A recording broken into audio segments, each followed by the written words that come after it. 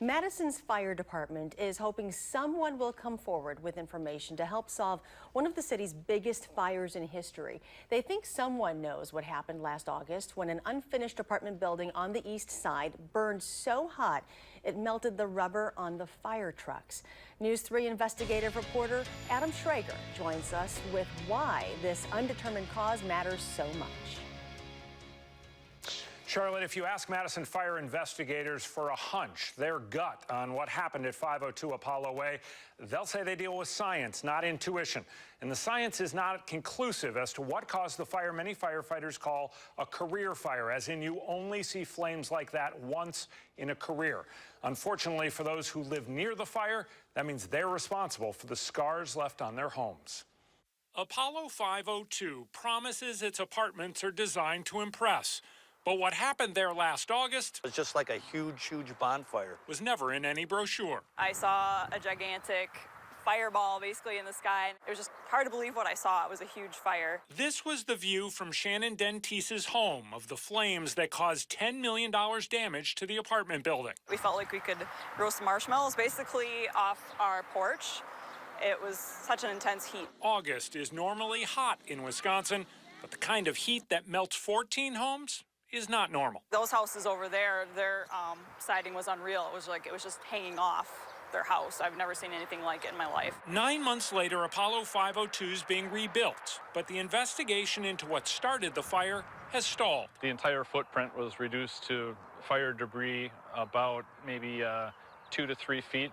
4 feet in some areas. Captain Todd Steyer led the investigation into what happened at 502 Apollo Way. It's all based on science and theories and hypotheses. After interviewing 100-plus people, spending a week digging through the ash, and more than 1,800 total staff hours on the case, the cause was undetermined when it was all said and done. And that's left those 14 neighbors living at the corner of Apollo Way and legal liability. They said that they could not prove what caused the fire, and so since they could not prove what had caused the fire, they were not liable for any damages that the fire caused to our homes. That's what Corey Neely heard from the insurance company of the neighbor he no longer likes. All that matters to me is that the fire started on their property and it damaged all these houses in the neighborhood. You know, that's all that really matters. He hasn't fixed the bubbling above his garage because the $1,500 cost is less than his deductible. We were kind of waiting to see what would happen. Shannon Dentice and others in the neighborhood could not wait. We had our house resided and we lost out on our deductible to our insurance company. That was $1,000 up front and a likely premium increase in the future. That's a couple months worth of groceries. That's, a house payment.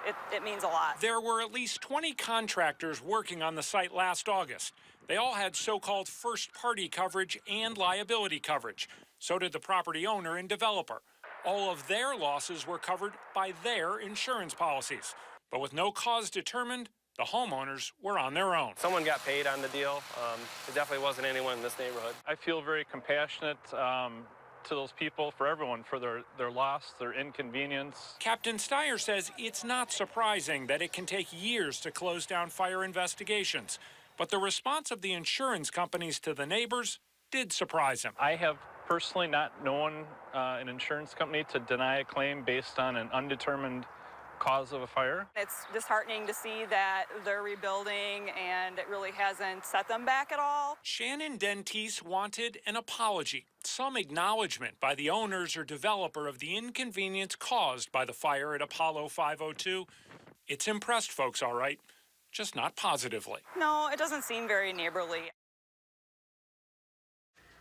Society Insurance out of Fond du Lac represents Forward Management, which is the developer on the project. And a spokesman told me his company would love to know what caused the fire to get the $100,000+ it paid out to the developer and one of the contractors on site back.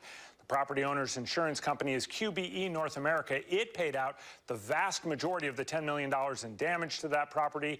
It refused to comment on the neighbors' concerns. So, Adam, do the homeowners have any recourse here at all? No, unfortunately, they don't, unless there's any kind of a cause-determined. Liability can't be determined, and that means, as unfair as it may seem and sound, they're on their own. All right, Adam, thank you very much. Thank you.